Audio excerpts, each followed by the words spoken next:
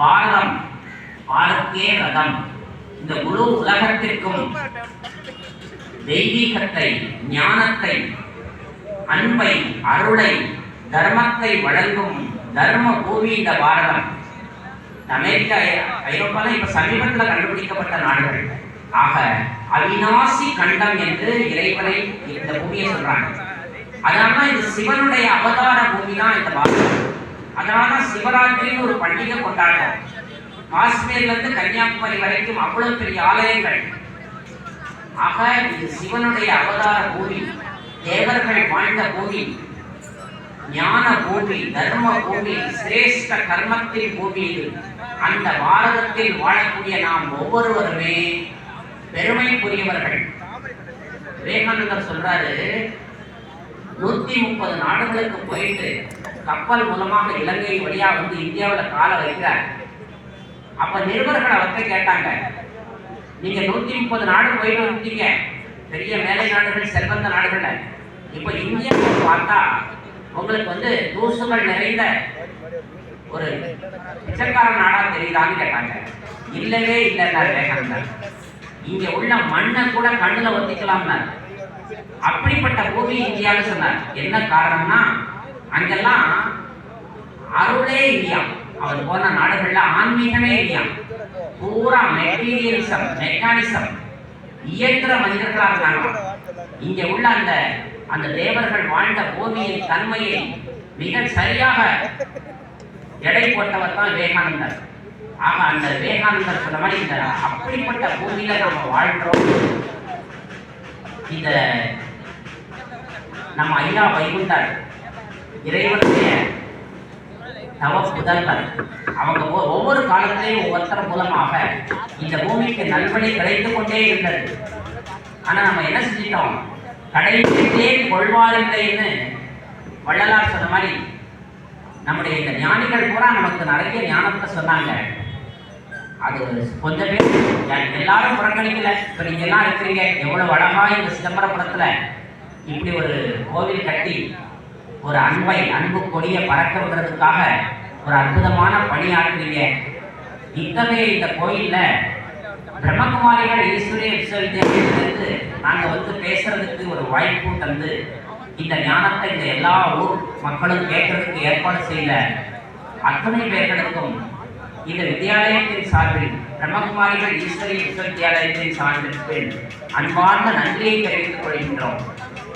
அன்பார்ந்த சகோதர சகோதரிகளே,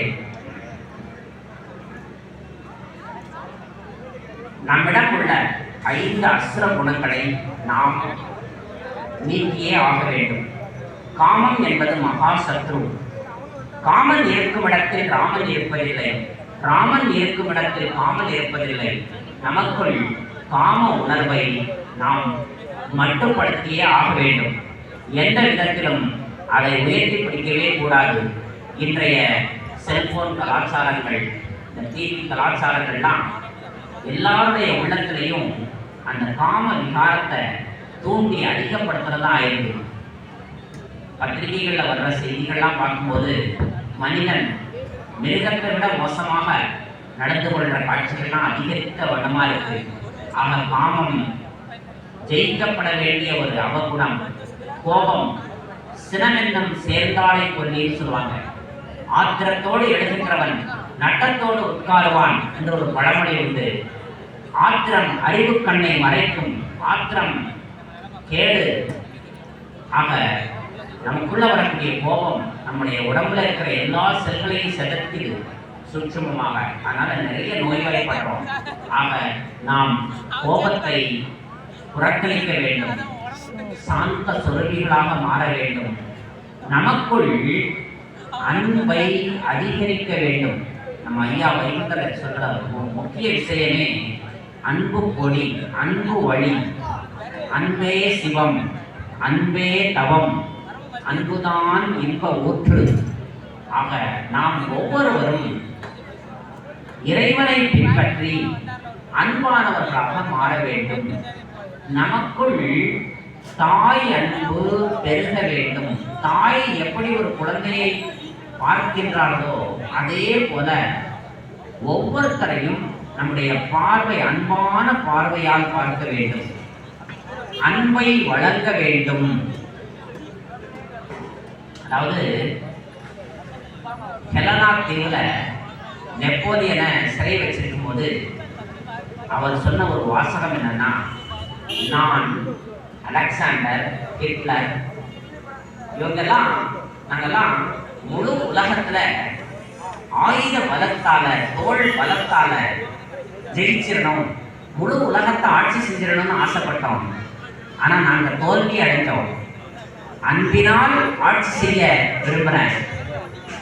புத்தரோ இயேசுவோ இன்றளவும் 2500 வருடமாக இந்த பூமியில் அவர்கள் மனதை கொள்ளை கொண்டவர்களாக ஆட்சி செய்பவர்களாக இருக்கிறாங்க. காரணம், அவர்கள் கை கொண்டது அன்பு. ஆக அன்புதான்